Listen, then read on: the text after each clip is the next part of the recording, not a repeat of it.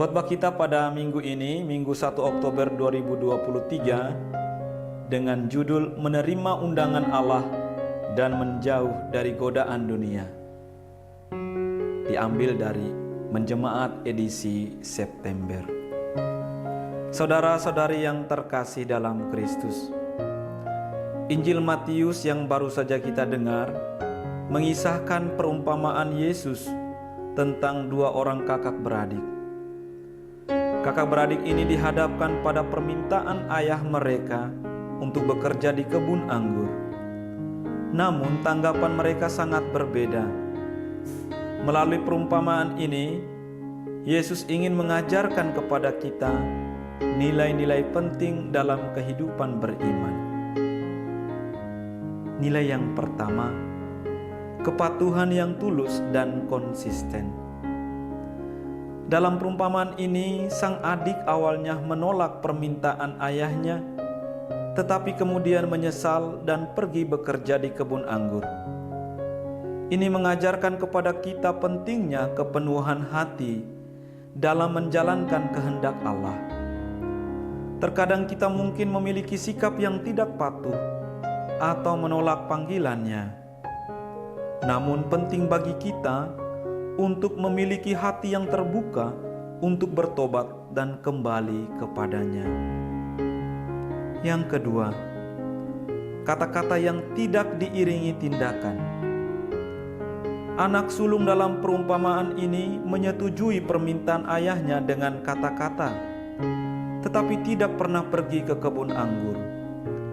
Ini menggambarkan sikap yang tidak konsisten dan tidak tulus. Dalam kehidupan beriman, penting bagi kita untuk tidak hanya mengucapkan kata-kata tentang cinta dan kesetiaan kepada Tuhan, tetapi juga mengamalkannya dalam tindakan nyata. Iman yang hidup adalah iman yang termanifestasikan dalam perbuatan dan kehidupan sehari-hari. Santo Yakobus mengatakannya dengan sangat lugas. Sebab sama seperti tubuh tanpa roh adalah mati, demikian juga iman tanpa perbuatan adalah mati.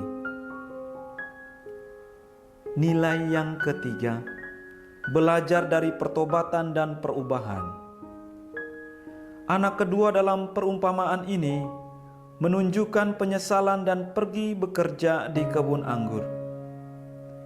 Ini merupakan contoh pertobatan yang tulus dan perubahan hati. Yesus mengajarkan kepada kita bahwa tidak ada situasi yang terlambat untuk kembali kepada Allah. Jika kita telah berbuat salah atau tidak mematuhi kehendak-Nya, kita masih diberikan kesempatan untuk bertobat dan memperbaiki hidup kita. Allah senantiasa membuka peluang bagi kita untuk memulai kembali dan menjadi lebih baik.